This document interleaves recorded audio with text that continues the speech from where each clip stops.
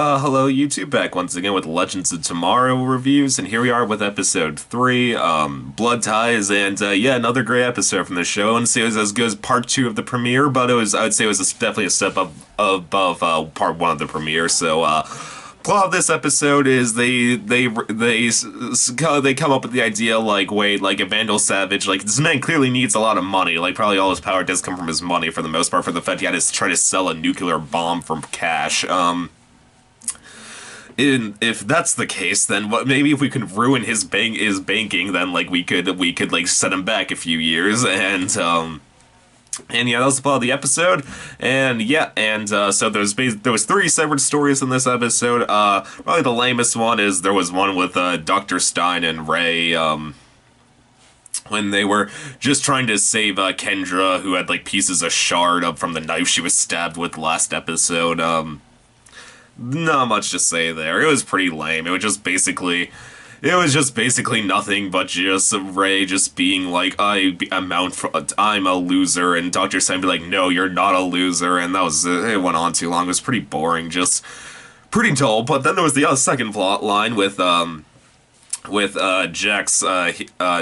Heatwave and Snart, Captain Cold, and that was actually a really good plot line. Showed a different side of Snart than he usually likes to show, in which basically he tries to change the past to stop his dad from ever abusing him or his younger self or his mother, and that was actually really well done scene. Just when he basically stole the gem that would get Snart's dad thrown in prison because his dad was going to try and steal it but fail, and him just running into his younger self and basically just saying like, look, I know things are not going to be easy for you, you just got to keep on surviving. Though that was well done, and then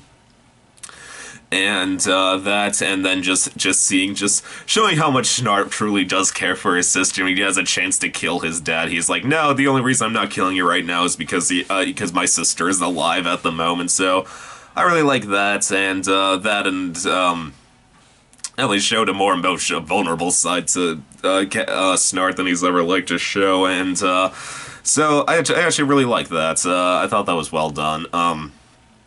So yeah, that, and especially the ending when it turned out he did not really change the past at all, and he just basically just had to live with this fact. So yeah, good. That was all good. I am kind of glad that they did not end like the episode and with him like just disappearing. Them like, oh god, well, you're gonna have to fix Snart's like changes like in the next episode. I'm glad it did not go there. Just said no, he did not drastically affect the timeline in any way. So there was that.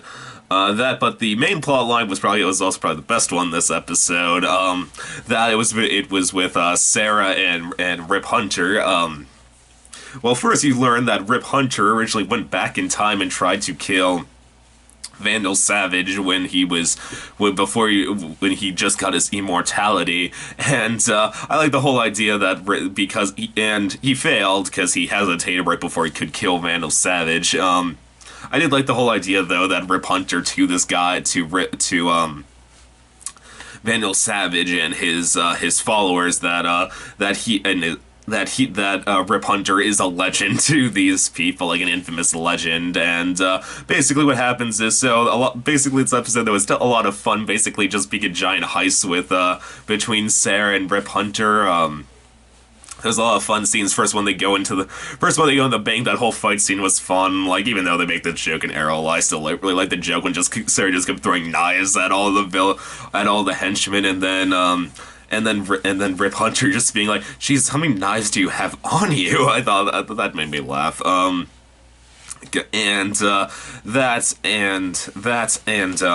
I also like somewhat of the somewhat dramatic moments, just with Sarah is trying to deal with the fact that she's trying to be a hero, but you gotta know she is a murderer. Like, she was an assassin for years. I like just her, Rip Hunter, just saying like, no, Sarah, like, you're a good person. I like the friendship forming between Rip Hunter and Sarah, and so there was that, and then then the rest of the heist was really fun when like they went to like some like meeting where Rip Hunter was going to be trying to get, Vandal Savage was going to be trying to get Hawkman's remains, and that was a fun like kind of heist scene, just them to like dancing, like doing like a ballroom dance with each other. I thought that was a lot of fun, and but this led to a really cool moment when you learn that basically for this is the first time Vandal Savage to me actually came off as somewhat threatening of a guy. He definitely did improve in this episode when you learn that like he not only does he absorb the lifespan from Hawkman and Hawkgirl, he also gives his blood to like his satanic cult followers so they can live for hundreds more years. So I thought that was a really cool and kind of creepy thought right there. That, and this led to a really fun action sequence between everyone at the end with just basically when just Snart and Heatwave just ran in, just making the lamest puns they could come up with, involving their guns. I thought that was also really funny in a very cringeworthy kind of way. And so yeah, that, and I was surprised that they did not get the next Hawkman this episode. Just almost convinced they're just gonna go to the future and be like, hey, where's a Hawkman here? And just grab him and be like, okay, here's a quick rundown. We're gonna have to go we're here to go kill Vandal Savage through time. Okay, come with us now. But I'm surprised that did not happen. I guess that's next week's episode. But besides that, yeah, just another really good episode of Legends Tomorrow. The Ray and Dr. Stein plot was pretty dull, but the Snart, Heatwave, and Jack's plot, and the Rip Hunter and Sarah plot was really good, and I love the fact that Rip Hunter's played by Rory from Doctor Who. Just this guy who kept getting killed, like the guy who kept traveling with the Doctor is now a Time Lord. That's such a fun idea, and oh god, and he also made a very good reference to Batman and Superman, which I'm sure that Warner Brothers is kicking these writers' asses, because I think they're not supposed to, because Warner Brothers are trying to prove that Batman vs Superman will actually be a good movie, even though I'm pretty sure it's gonna be pretty bad, guys. Just the scene, just when Rip Hunter's just like, I have seen things throughout time. I have seen Men of Steel die and Dark Knights fall. I was like, oh my god, Batman and Superman do exist in this world. That's awesome. But yeah. But so yeah, just a really fun episode. Not as good as part 2 of the pilot, but definitely better than part 1 of the pilot. Like I said, Dr. Stein and Ray's plot was pretty dull, but the other two plot lines were a lot of fun, and they actually made Vandal Savage did come off as more threatening this episode.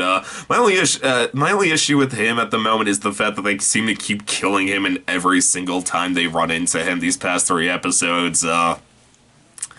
I know he's like cannot truly be killed unless the Hawkman or Hawkgirl does it, but still, it's just like, it's hard to say consider this guy is that threatening when they just keep like stabbing him every time they see him. But whatever, maybe that'll improve in the next few episodes. Yeah, Legend Tomorrow, really good episode. This is far better than critics make it out to be. I can't believe that this show gets like, I think it's like a 58% on Rotten Tomatoes, and like Gotham sits like at a 90%. This is way better than Gotham, I can tell you that. Yeah, just another really good episode. YouTube as always, please subscribe, and I'll see you next time. Okay, bye.